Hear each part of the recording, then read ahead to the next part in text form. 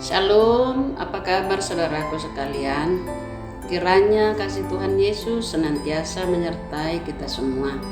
Sebelum kita menyambut firman Tuhan untuk kita hari ini, mari kita saat teduh sejenak.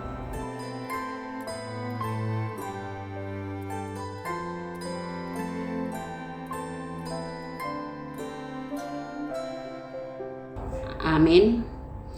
Saudaraku sekalian yang dikasihi Tuhan Yesus, firman Tuhan untuk kita pada hari ini tertulis dari Rom 12 ayat 7, demikian dikatakan, jika karunia untuk melayani, baiklah kita melayani.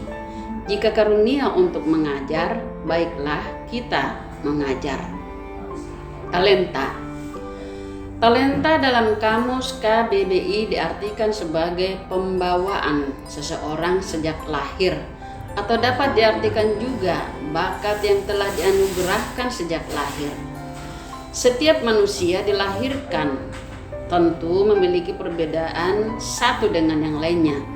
Dalam artian tidak ada yang sama persis, walaupun misalnya dia adalah kembar. Tidak satu pun yang sama persis. Itulah sebabnya setiap orang memiliki perbedaan yang sudah dibawa sejak lahir. Di dalam ilmu kedokteran, kita mengenal apa yang disebut gen atau genetik. Ini membentuk tubuh, penampilan termasuk sifat. Contoh, ada yang berambut keriting, mata biru, warna kulit, dan lain-lain. Perbedaan gen sudah barang tentu akan membawa perbedaan secara fisik. Kemudian sifat juga berbeda-beda satu dengan yang lainnya. Ada yang penyabar, gampang emosi, rajin, malas, dan seterusnya. Yang semuanya itu diwariskan oleh orang tua pada anaknya.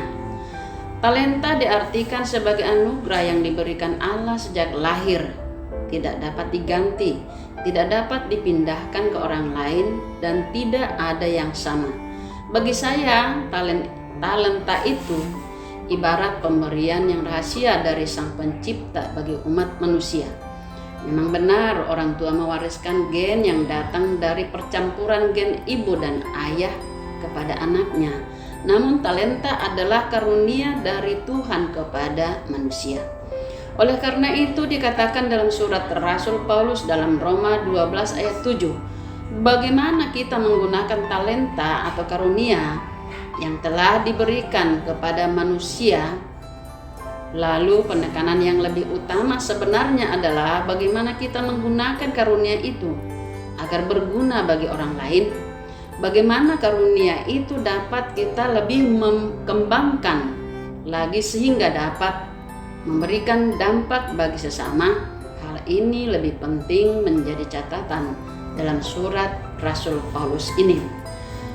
Berhubung semua manusia memiliki karunia yang berbeda dan output juga berbeda-beda, itu lebih karena setiap orang berbeda-beda dalam mengembangkan karunia yang diberikan kepadanya. Coba kita bandingkan dengan Matius 25 ayat 14-30 yang menceritakan ada 3 orang yang diberi talenta atau karunia berupa uang oleh orang tuanya, yang pada kesimpulannya talenta yang diberikan berbeda-beda dan output hasil yang didapat juga berbeda-beda.